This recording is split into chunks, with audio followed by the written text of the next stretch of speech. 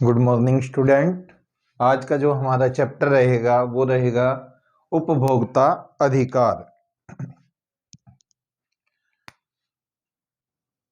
उपभोक्ता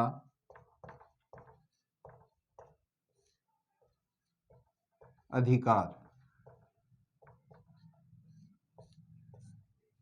यहाँ पर सबसे पहले हम जानेंगे कि उपभोक्ता का क्या अर्थ है।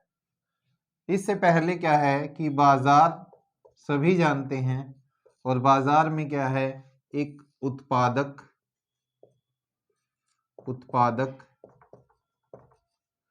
और दूसरा जो होता है वो होता है उपभोक्ता।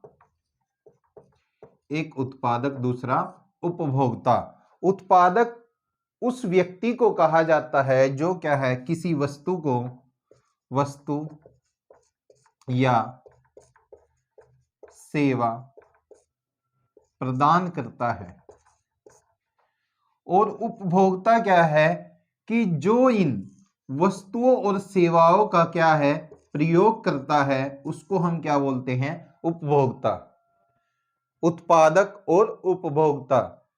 बाजार में जो वस्तुओं या सेवाओं को प्रदान करता है उसको उत्पादक कहा जाता है। जो इन वस्तुओं या सेवाओं का प्रयोग करता है उसको उपभोक्ता कहा जाता है। और हर एक व्यक्ति क्या है, बाजार में उत्पादक और उपभोक्ता दोनों के रूप में ही कहीं ना कहीं अपनी भूमिका वो निभाता है।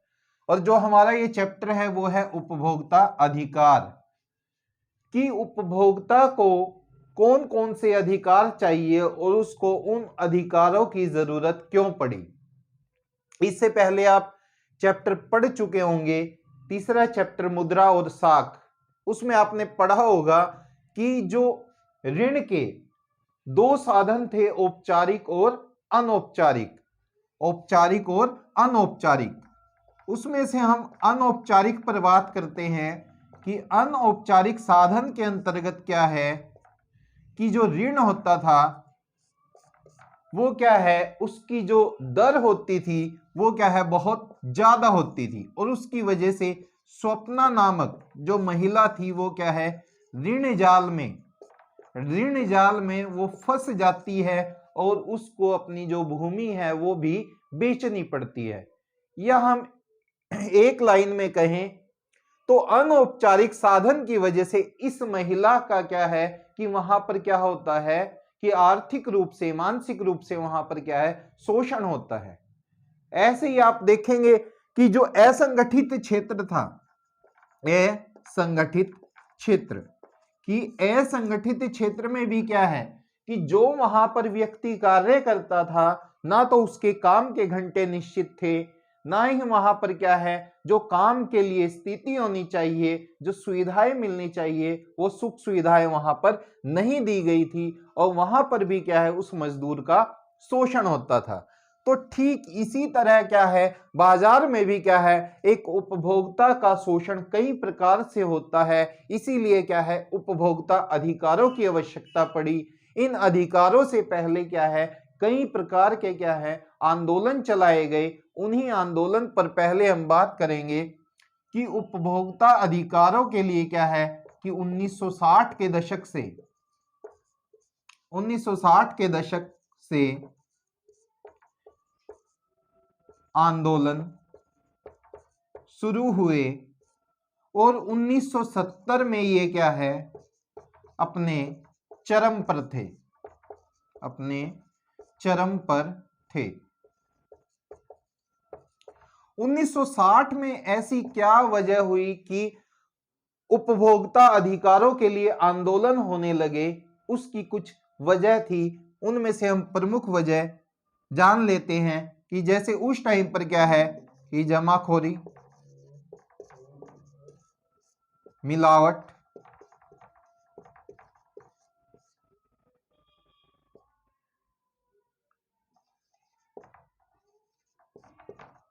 पदार्थों में मिलावट,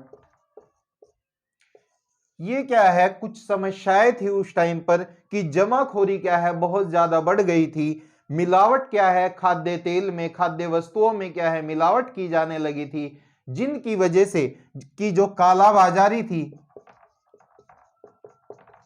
वो बहुत ज्यादा बढ़ गई थी। उन सब के कारण क्या हुआ, 1960 के दशक में क्या है, उपभोक्ता अधिकारों के लिए आंदोलन शुरू हुए और 1970 के दशक में ये क्या है, अपने चरम पर पहुंच गए। और जिनकी वजह से क्या क्या हुआ कि 1986 में सरकार द्वारा 1986 में उपभोक्ता संरक्षण अधिनियम, उपभोक्ता संरक्षण अधिनियम 1986 पास किया गया। इसको शॉर्ट में क्या है, कोपरा भी कहा जाता है, कंज्यूमर प्रोटेक्शन एक्ट। एक नंबर में ये क्या है, कई बार पूछ देते हैं कि कोपरा की फुल फॉर्म बताइए, या कोपरा कब लागू किया गया, किस सन में ये लागू किया गया। तो 1986 में क्या है, सरकार ने इन आंदोलन के दबाव में क्या है, उपभोक्ताओं के अधिकारों के संरक्षण के लिए एक कानून बनाया, जिसको हम क्या कहते हैं, कोपरा, कंज्यूमर प्रोटेक्शन एक्ट। हिंदी में इसको कहा जाता है उपभोक्ता संरक्षण अधिनियम। आप क्या है, मुख्य बिंदु क्या है, आप एक अपनी नोटबुक में क्या है, साइड में लाइन बनाकर यहां पर आप क्या है, अपनी नोटबुक में मुख्य बिंदु लिख सकते हैं कि जैसे 1960 के दशक में क्या है कि उपभोक्ता आंदोलन शुरू हुए, 1970 के दशक में वो क्या है, अपने चरम पर थे, और 1986 में क्या है, सरकार ने क्या है, कोपरा एक्ट को क्या कर दिया, लागू कर दिया, कंज्यूमर प्रोटेक्शन एक्ट।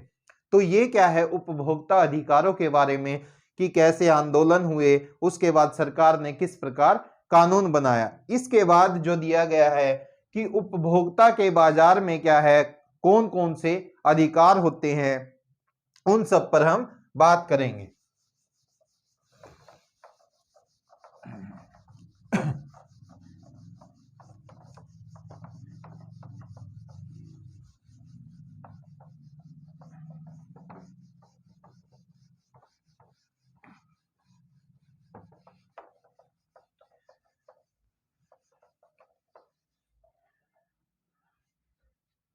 उपभोक्ता के कौन कौन से अधिकार है। सबसे पहला जो बाजार में एक उपभोक्ता का अधिकार है, उसको हम कह सकते हैं कि सुरक्षा का अधिकार। सुरक्षा का अधिकार, सुरक्षा का अधिकार कैसे, आप देखते हैं कि हम बाजार से क्या है, कई प्रकार की वस्तुएं खरीदते हैं, कई प्रकार की सेवाएं लेते हैं, और उनसे हमें क्या है, हमारे जीवन को उनसे किसी भी प्रकार का कोई आघात ना हो, किसी भी प्रकार की कोई क्षति ना हो, वो अधिकार क्या है, सुरक्षा का अधिकार कहा जाता है। और आपकी बुक में जो एग्जाम्पल दिया गया है, रेजी मैथ्यू का जो एग्जाम्पल है, उसके माध्यम से आप क्या है, इसको आसानी से समझ सकते हैं कि रेजी मैथ्यू एक लड़का है जिसको क्या है, टॉन्सिल्स हो जाते हैं, उसके गले में दर्द हो जाता है, और वो ऑपरेशन के लिए जब डॉक्टर के पास जाता है, तो डॉक्टर क्या है, ऑपरेशन करने से पहले उसको क्या है, बेहोशी का इंजेक्शन देता है, बेहोशी का इंजेक्शन देता है। और उस इंजेक्शन में हो सकता है कि या तो वो एक्सपायरी डेट का हो, या हो सकता है किसी अन्य प्रकार की वहां पर सेवा में लापरवाही की गई हो, जिसकी वजह से रेजी मैथ्यू अपंग हो जाता है, उसको पैरालाइज हो जाता है। और इसके बदले उसके पिताजी क्या है कि वहां पर क्या है कि जो उसका सुरक्षा का अधिकार था उपभोक्ता होने के नाते, उसका उल्लंघन किया गया, और वो 5 लाख रुपए तक की वहां पर क्या है, मानहानि का क्या करता है, दावा करता है। और बाद में क्या है, रेजी मैथ्यू के पिता को वो 5 लाख रुपए मिल भी जाते हैं। क्यों? क्योंकि वहां पर क्या है, जो कोपरा एक्ट था उसके तहत जब वहां पर जांच की गई तो पाया गया कि वहां पर क्या है कि सेवा देने वाले डॉक्टर ने क्या है कि उससे लापरवाही हुई थी, जिसकी वजह से रेजी मैथ्यू क्या हो गया, अपंग हो गया। तो ये आप अपनी बुक में और अच्छे से देख सकते हैं कि वहां पर क्या है कि सुरक्षा का अधिकार। मैंने आपको क्या है, कहानी नुमा बता दिया है कि रेजी मैथ्यू की क्या कहानी थी, और वो कहानी किससे जुड़ी हुई है, सुरक्षा के अधिकार से। ऐसे ही आप क्या है कि बाजार में मान लीजिए आप प्रेशर कुकर लेने के लिए गए, आपको ये जानने का, आपको सुरक्षा का अधिकार है कि आप उसको खरीदने से पहले उसका सेफ्टी वाल्व, जिसमें से हम बोल देते हैं कि सीटी आती है इसमें से, उसको हम अच्छी प्रकार से जांच ले। नहीं तो हो सकता है कई बार वो क्या है कि बड़ी दुर्घटना का कारण बन सकता है, हमारी सुरक्षा के लिए खतरा बन सकता है। यदि उसमें से क्या है गैस पास नहीं होगी तो हो सकता है कि वो फट जाए और हमें क्या है उससे नुकसान भी हो सकता है। इसलिए उपभोक्ता होने के नाते हमें क्या है सुरक्षा का अधिकार है।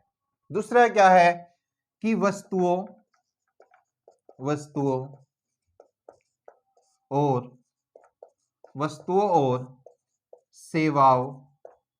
सेवाओं के बारे में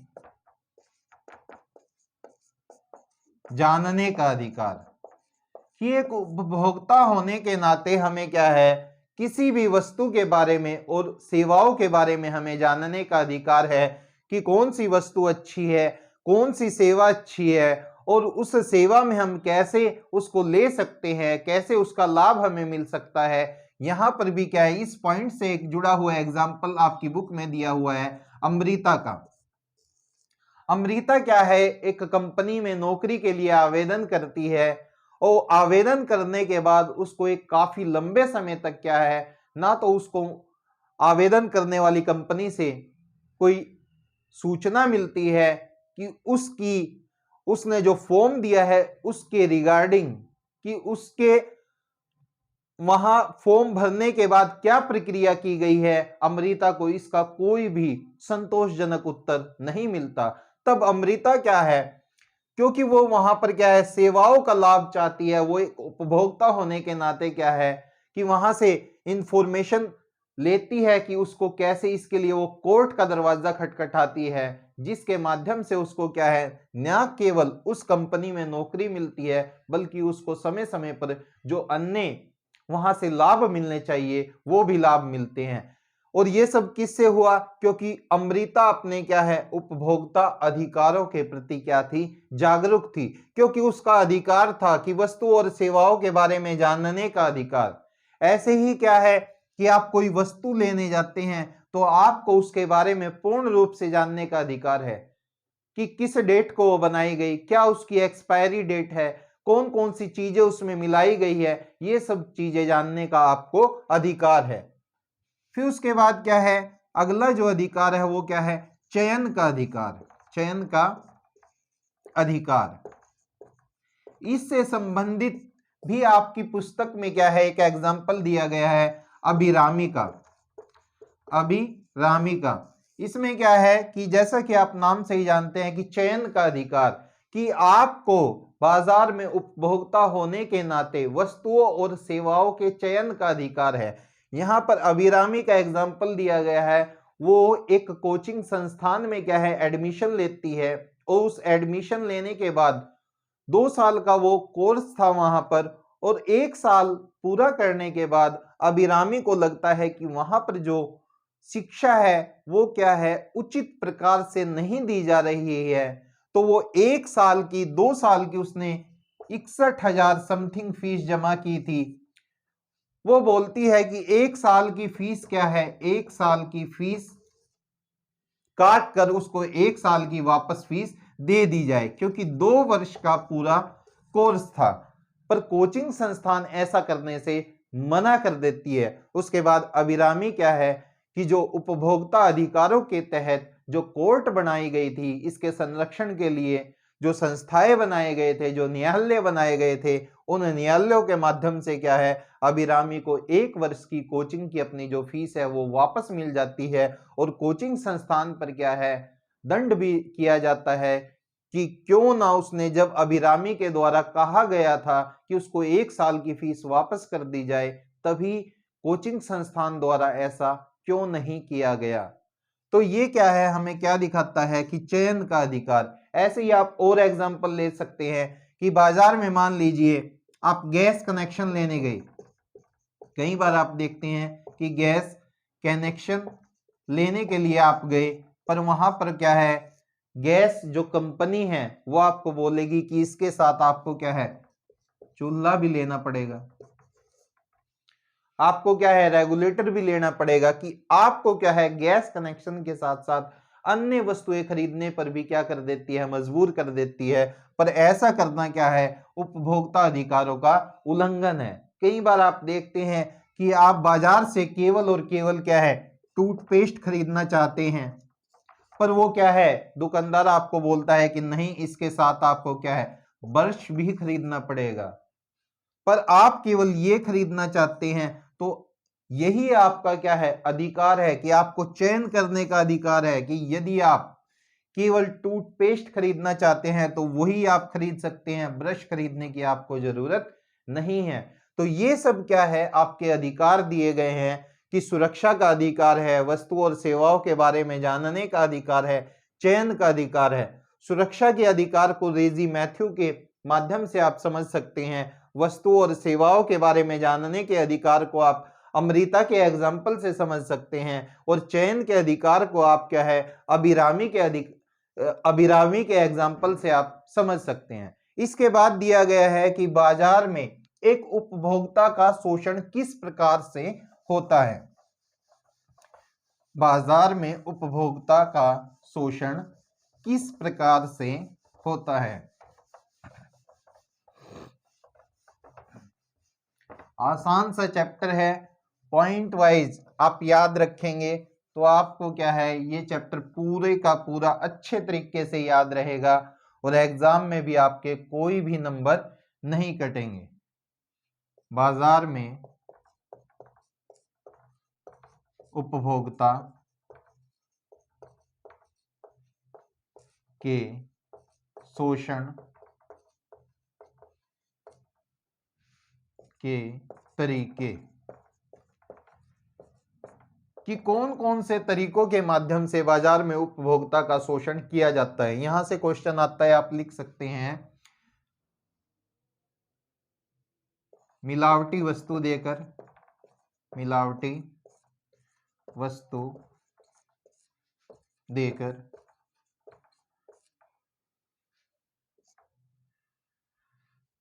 रसीद ना देकर,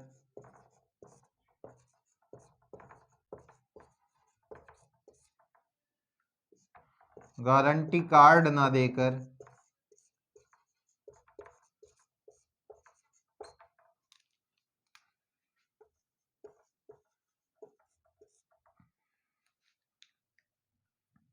एमआरपी से ज्यादा देकर,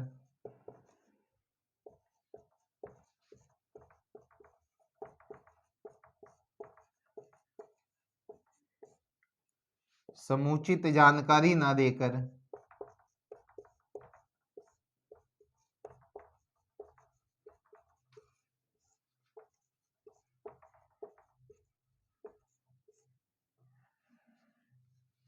ये आप क्या है कुछ शोषण के तरीके क्या है याद रख सकते हैं। इनके अलावा भी अन्य तरीके हैं, मुख्य मुख्य क्या है ये पॉइंट आप याद रखेंगे, कि मिलावटी वस्तु देकर।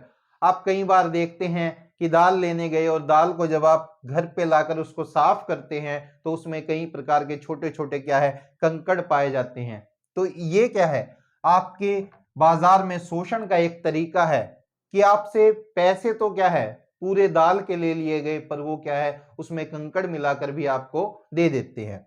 दूसरा क्या है रसीद ना देना। कई बार आप देखते हैं कि बाजार में क्या है कि आपको बिल नहीं दिया जाएगा, बिल नहीं दिया जाएगा तो इससे बाद में यदि आप वस्तु को यदि वापस करने जाते हैं तो वो वापस नहीं करेगा।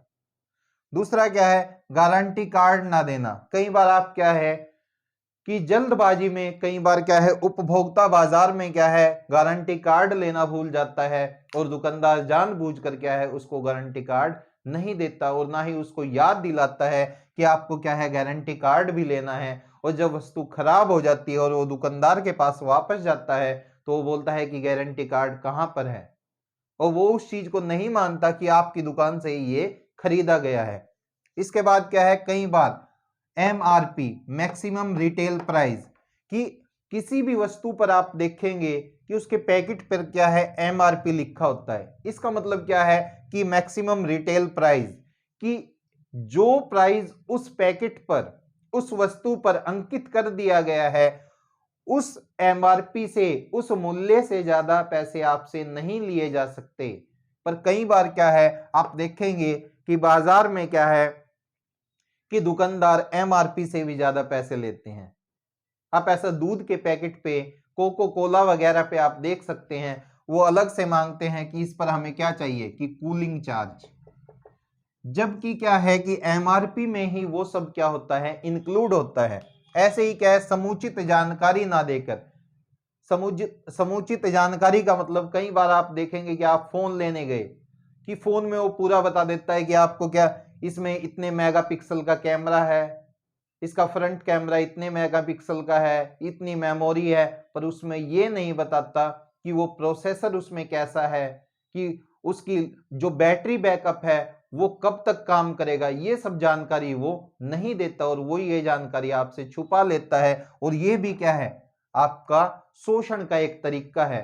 तो इन सब माध्यम से क्या है कि बाजार में कई तरीके से क्या है कि उपभोक्ता का शोषण किया जाता है। अब बात आती है कि उपभोक्ता के, एक जागरूक उपभोक्ता के कौन कौन से लक्षण हैं या विशेषताएं हैं।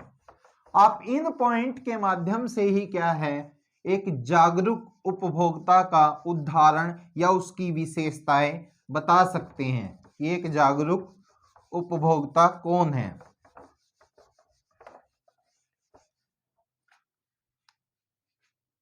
जागरूक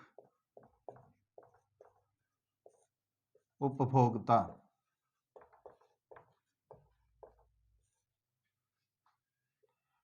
की विशेषताएं।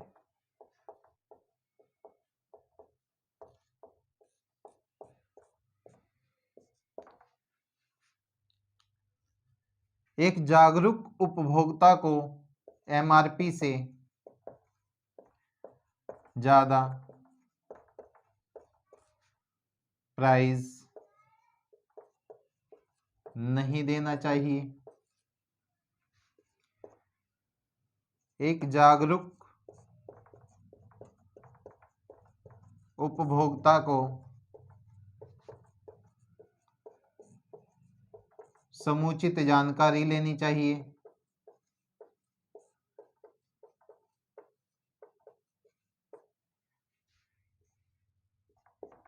एक्सपायरी डेट देखनी चाहिए, एक्सपायरी डेट देखनी चाहिए। रसीद लेनी चाहिए, या कह सकते हैं कि बिल लेना चाहिए। गारंटी कार्ड लेना चाहिए।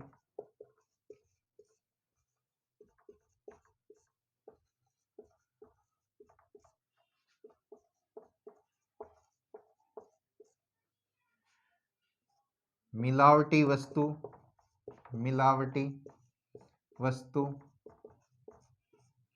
देखनी चाहिए।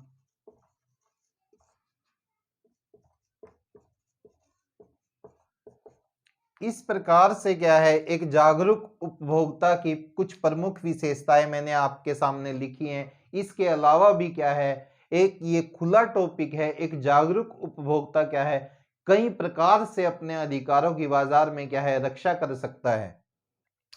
मुख्य मुख्य पॉइंट क्या है कि उसको एमआरपी से ज्यादा प्राइस नहीं देना चाहिए।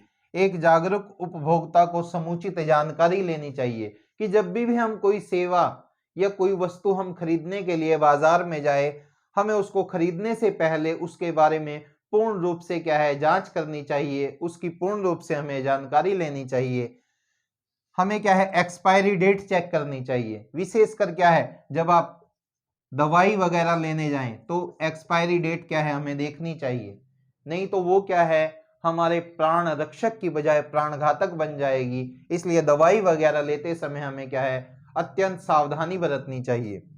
हमें रसीद या बिल लेना चाहिए, उसके बाद गारंटी कार्ड लेना चाहिए और मिलावटी वस्तु देखनी चाहिए। हमें ये देखना चाहिए कि भाई तेल में क्या है, कोई अन्य पदार्थ तो मिलावट नहीं है। हम पनीर लेने जाए, घी लेने जाए, दूध लेने जाए, इन सब चीजों में हमें क्या है मिलावट चेक करनी चाहिए, तभी हम क्या है एक जागरूक उपभोक्ता बन सकते हैं। अब इसके बाद आता है कि एक जागरूक उपभोक्ता के द्वारा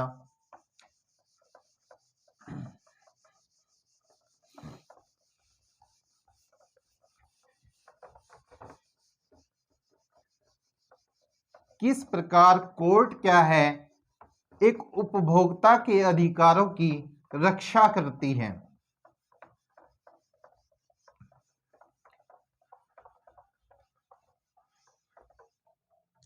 जो हमने पढ़ा था कंज्यूमर प्रोटेक्शन एक्ट कोपरा, कोपरा के तहत क्या है त्रिस्तरीय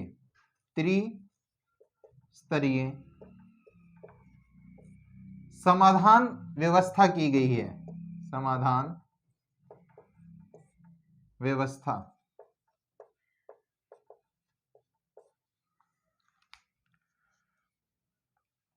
इसको आप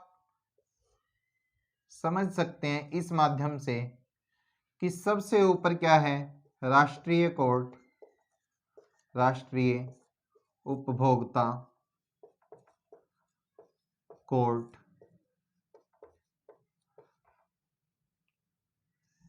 उसके बाद राज्य स्तरीय उपभोक्ता कोर्ट,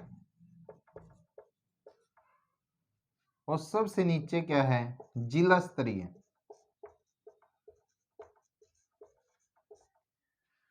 यहां पर क्या है कि यदि आपके साथ 20 लाख रुपए तक की वस्तुओं या सेवा में धोखाधड़ी की गई है तो वो मुकदमे क्या है जिला स्तरीय उपभोक्ता कोर्ट में जाएंगे। और यदि 20 लाख से 1 करोड़ तक हैं तो वो क्या है राज्य स्तरीय उपभोक्ता कोर्ट में जाएंगे। और यदि 1 करोड़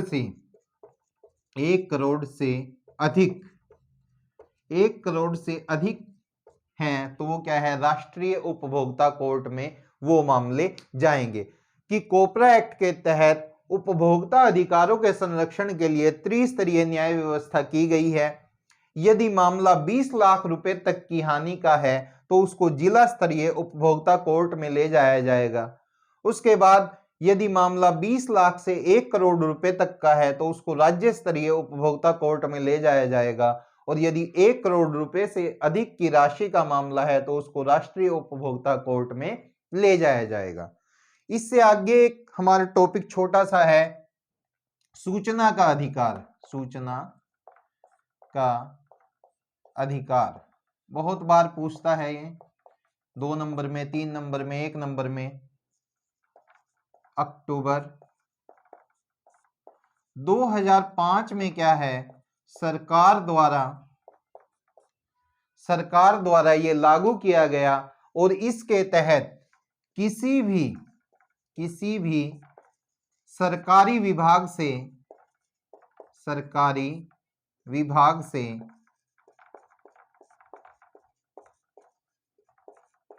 कोई भी सूचना निश्चित समय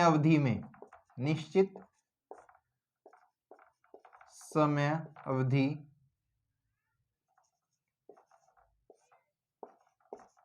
मांगी जा सकती है।